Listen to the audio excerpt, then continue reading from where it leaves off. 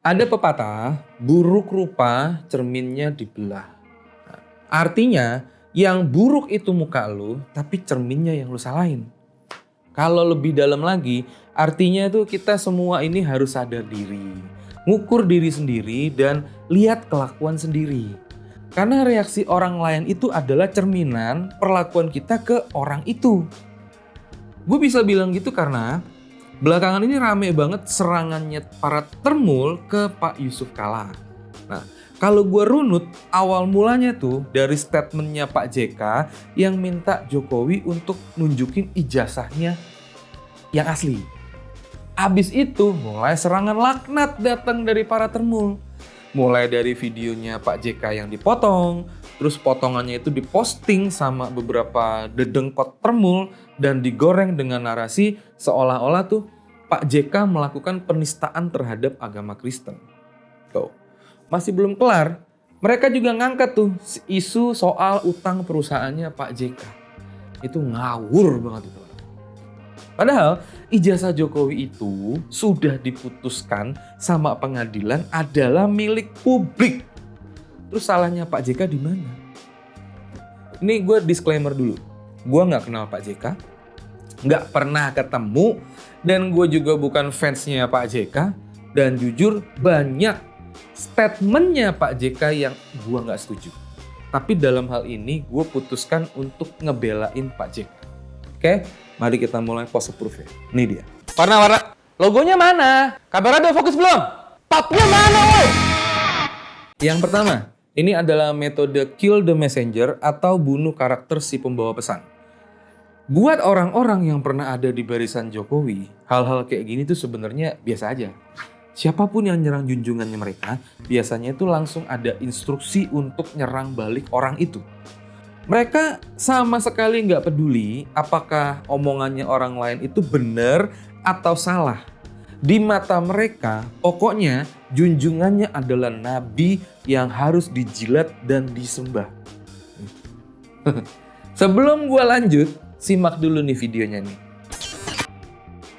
Karena kedua-duanya Islam dan Kristen berpendapat mati atau menewaskan orang, mati atau mematikan, itu syahid.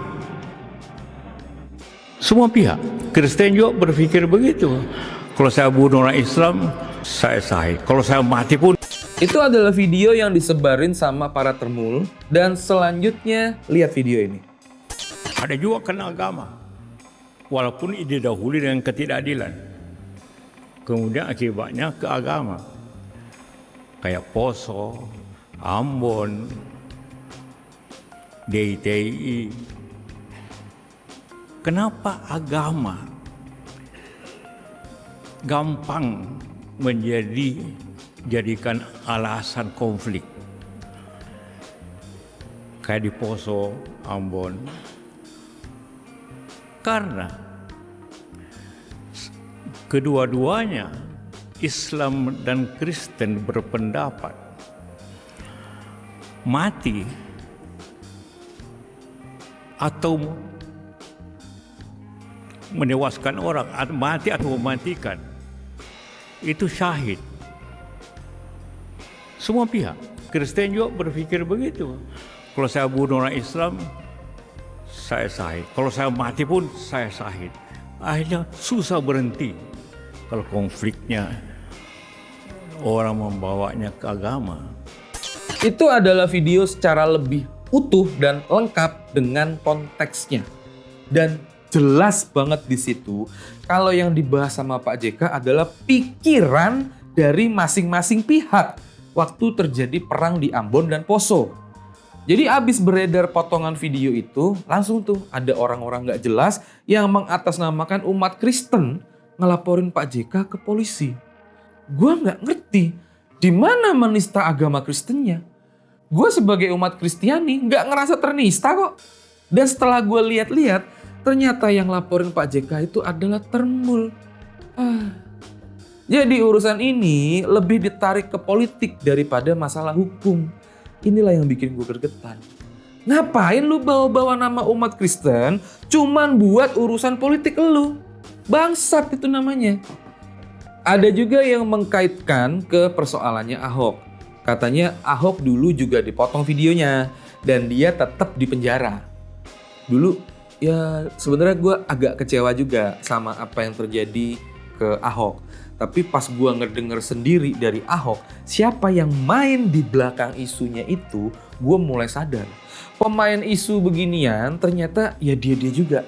Orang yang dianggap sahabat sama Ahok, ternyata orang yang menjebak dia dalam situasi yang rumit dengan isu agama. Cuman alasannya apa? Cuman karena takut Ahok bersinar. Sekarang gue yakin dia juga yang mainin isu agama yang dikaitkan ke Pak JK.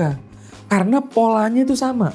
Potong video, terus bikin narasi framing, abis itu masukin ke ranah hukum. Cuman bedanya dulu dia pakai tangan pihak sana. Sekarang dia suruh ternaknya. Emang bajingan itu orang. Nggak berhenti sampai di situ. Termul juga mainin isu soal utang perusahaannya Pak JK. Ini lucu nih. Dalam beberapa narasinya yang bisa gue rangkum adalah utang perusahaan Pak JK sebesar 30 triliun ditagih negara. Jadi Pak JK bermanuver. Ini narasi tolol. Gue nggak nemuin sumber informasi yang menyatakan ada penagihan utang ke perusahaan Pak JK sebesar 30 triliun. Gue juga nggak tahu itu narasi ngarang dari mana. Tapi di sini tuh letak kebodohannya para ternak Mulyono.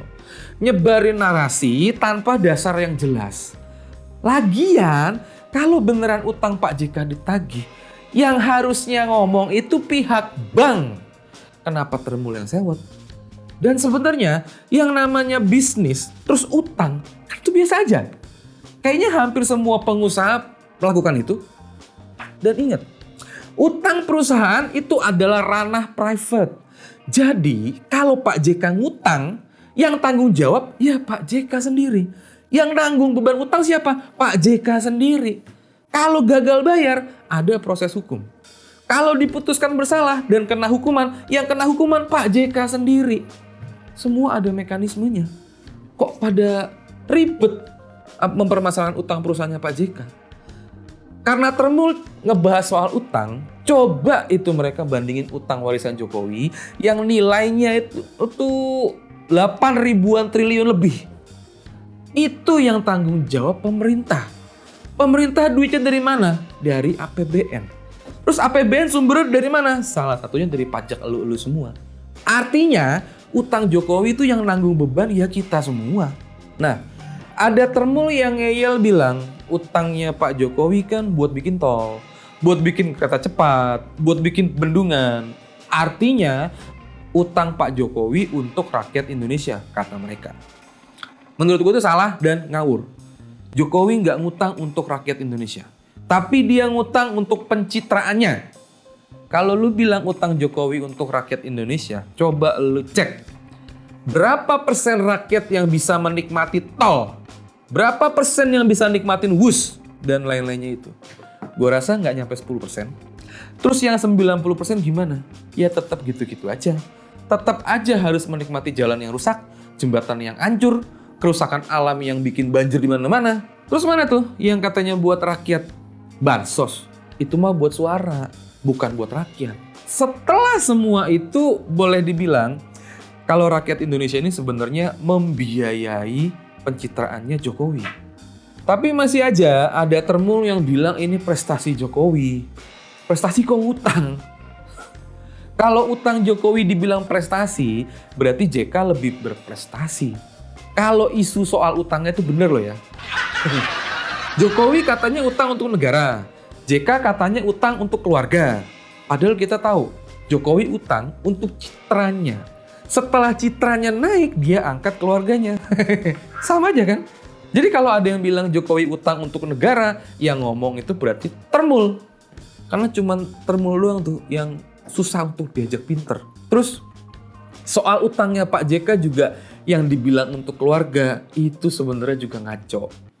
Kalau bener Pak JK punya utang 30 triliun, itu kan buat usahanya. Dia kasih ribuan lapangan kerja ke anak-anak bangsa. Para pekerjanya itu juga pasti punya keluarga. Itu berarti ada ribuan orang yang hidupnya bergantung dari usaha yang dijalanin sama Pak JK. Setiap bulan mungkin Pak JK pusing bayar cicilannya. Coba kalau utangnya Jokowi. Emang Jokowi mau tanggung jawab bayarin cicilannya? Padahal dia yang nikmatin pencitraannya. Lagian ya, itu usaha Pak JK udah jalan puluhan tahun. Kenapa baru dibahas sekarang soal utangnya? Ya karena Pak JK minta Jokowi tunjukin ijazahnya. Sesimpel itu aja. Apa lo? Warna-warna. Logonya mana? Kamera udah fokus belum? Papnya mana, woi?